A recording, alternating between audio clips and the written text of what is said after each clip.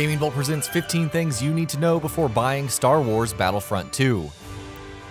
DICE's Star Wars Battlefront 2 is out on November 17th for Xbox One, PS4, and PC. The game's already seen its fair share of controversy thanks to the addition of loot boxes, but the recent beta also revealed how much new content is coming. What should you know before buying Star Wars Battlefront 2? Well, let's take a closer look. Strike Mode. In terms of new modes, Arcade Mode is a neat addition for solo or split-screen players to take on different challenges. Strike Mode is arguably more intriguing though.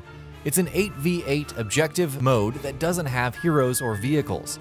As an example, players will have to either extract or defend an artifact from Maz's castle on Takodana. Attackers will have a set number of respawns, but when the objective is secured, the defenders have to actually hunt down their enemies to retrieve it. This leads to the latter's spawn zones changing in an attempt to stop the attackers. The mode focuses more on class play rather than all-out chaos and is a decent change of pace. Starfighter Assault. Starfighter Assault heralds the arrival of space battles in DICE's Star Wars Battlefront series.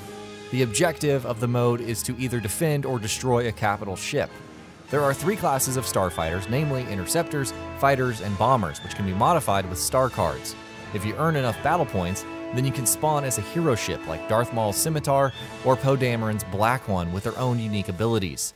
The actual combat is pretty fluid if a little busy, with an emphasis on maneuverability. Auto Squads. As the beta showcased, squad spawning has been removed, so you're no longer dealing with enemies suddenly being reinforced by their teleporting allies. Instead, there's an auto squad feature which places you into a selection of 5 players on the next respawn.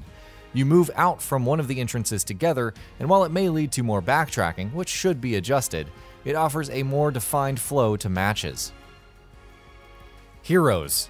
Along with returning heroes like Luke Skywalker, Darth Vader, and Han Solo, players can take control of Iden Versio, the protagonist of the campaign, Darth Maul, and Rey. They each have unique abilities, like Boba Fett's ability to ping and sense nearby enemies, or Darth Maul being a badass. In an interesting change, heroes have less health, which means you'll have to be smarter about using them and not rush headlong into the enemy. Free DLC. In lieu of a season pass, players will now have seasons of DLC content. These seasons will bring new maps and heroes along with new modes, weapons, and vehicles for free. The first season is out in December and focuses on The Last Jedi, with the planet Crate and the space map Dakar being added. Players can also expect Finn and Captain Phasma as new heroes. Granted, this is why the game now has loot boxes, but at least it prevents the player base from fracturing because someone doesn't own some DLC. Motive Studios and CRITERION collaborating. To aid in the massive endeavor that is Star Wars Battlefront 2, DICE have collaborated with Motive Studios and CRITERION Games. In fact, the new Starfighter Assault mode has been handled by CRITERION Games, which applied its experience from developing the free PlayStation VR expansion Rogue One X-Wing VR Mission. Motive Studios, on the other hand, is working on the campaign, which we'll get into next. Single-player campaign. Unlike its predecessor, Star Wars Battlefront 2 has a story. Its campaign follows Iden Versio, an Imperial commander and member of the elite Inferno Squad, as she fights the rebels following the death of Emperor Palpatine. The campaign will stretch 30 years, from Return of the Jedi to The Force Awakens. Iden won't be the only playable character, as Luke Skywalker can also be controlled for one mission. A different side of the conflict. Perhaps the most intriguing aspect of the campaign is seeing a side of the Empire which was rarely touched upon in the video games and the movies. Iden has grown up on Vardos, a futuristic urban utopia, and the rebels represent a threat to the peaceful citizens of the Empire.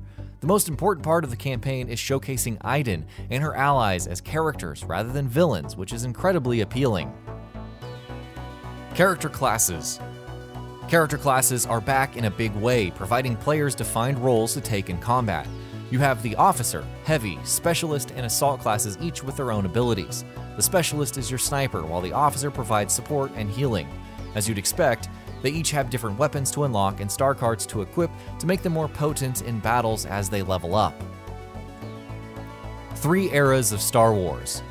Perhaps to address the lack of content in the first game, Star Wars Battlefront 2 features maps, modes, characters, and weapons spanning all 3 eras of Star Wars. So whether it's the Phantom Menace or the Clone Wars, the Battle of Endor, Hoth, or the Force Awakens, you'll see plenty of things from old and new movies. New maps. What are some of the new locations you'll be able to visit? Theed, the capital of Naboo from the Phantom Menace, is confirmed, along with Kamino from Attack of the Clones, Hoth and the second Death Star from Return of the Jedi, and Jakku from The Force Awakens. There are also maps for specific modes like Starfighter Assault on Fondor and Ryloth, or Galactic Assault on Mos Eisley and Yavin 4. PS4 Pro enhancements. According to tech analysis for the recent beta, Star Wars Battlefront 2 features a dynamic resolution on Xbox One, PS4, and PS4 Pro.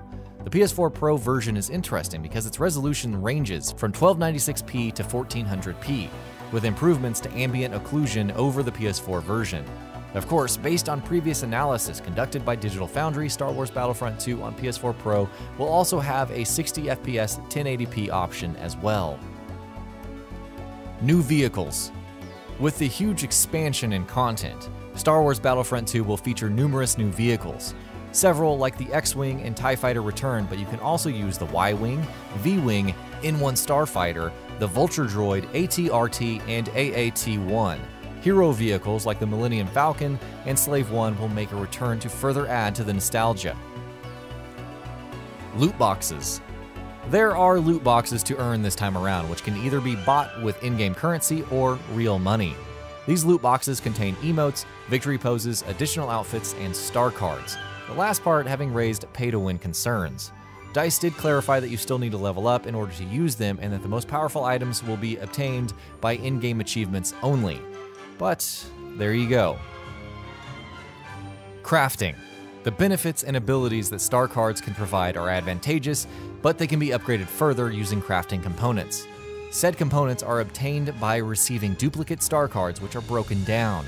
So if you want to go from the 2% primary weapon multiplier that tuned lasers can provide on a starfighter to 10%, upgrading your star cards is the way to go. The highest craftable tier is legendary though. Epic cards can only be obtained as drops from loot boxes. And that'll be about it for this one. If you guys like what we're doing at Gaming Vault, please consider subscribing to our channel, and I'll see you guys on the next video.